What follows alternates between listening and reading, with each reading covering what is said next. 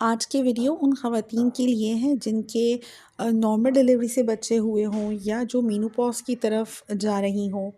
तो जो बढ़ती हुई उम्र की ख़ातून होती हैं वो ये वीडियो अगर देखती हैं तो इस वीडियो में आपके साथ कुछ टिप्स शेयर करना चाहूँगी। जो नॉर्मली प्रॉब्लम होता है औरतों का कि जिनके नॉर्मल डिलीवरी से बच्चे होते हैं, तो एक वक्त आता है कि जब आपकी जो वजाइनल मसल्स हैं वो लूज़ हो जाते हैं।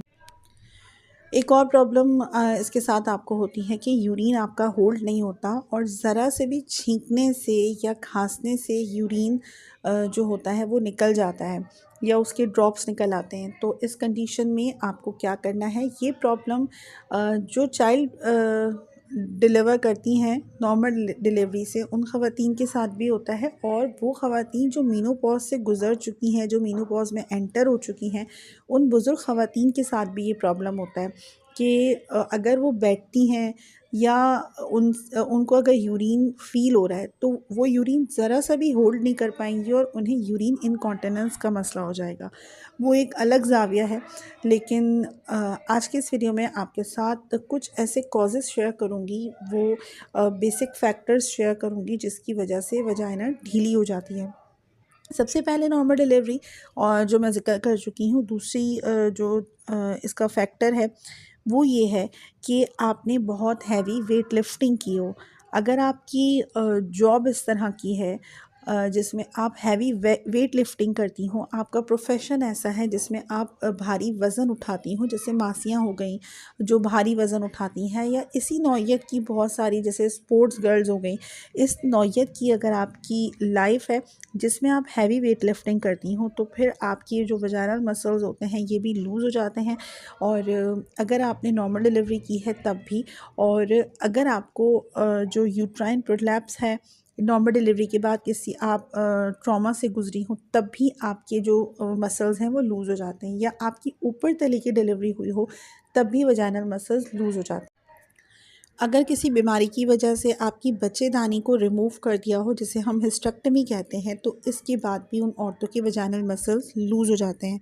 इसके अलावा जो मेनोपॉज़ की तरफ जारी होती हैं उनके अंदर एक ख़ास हार्मोन जिसे ईस्ट्रोजन कहते हैं, ये हार्मोन ड्रॉप हो जाता है, कम हो जाता है या ख़त्म हो जाता है, जिसकी वजह से जो वजाइना होती है वो अपनी इलास्टिसिटी लूज़ कर देती है और इस वजह से जो वजाइनल मसल्स हैं वो लूज़ हो जाते हैं।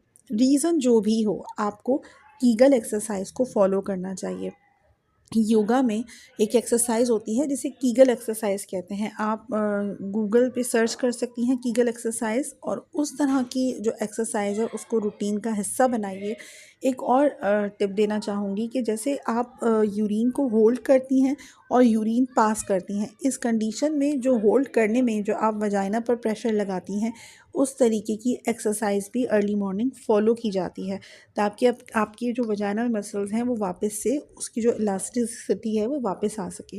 तो आपको अर्ली मॉर्निंग क्या करना है, खाली पेट में आपको अपनी वजाइना पे फोकस करके यूरिन को जैसे होल्ड करते हैं आप 10 सेकंड तक इस तरह कीजिए एंड देन रिलीज़ कर दीजिए, जैसे यूरिन पास करते हैं। फिर होल्ड कीजिए यूरिन को एंड देन यूरिन पास कर दीजिए। इस कंडीशन में आपको ये एक्सरसाइज परफॉर्म करनी है और डेली आपको 20 इसके जो सेट्स हैं वो कंप्लीट करने हैं। तो इस तरह से अगर आप करती हैं तो कुछ अरसे में अगर रेगुलर करती हैं तो आपके जो वजाइनल मसल्स हैं उसकी जो इलास्टिसिटी है वो वापस आ जाएगी।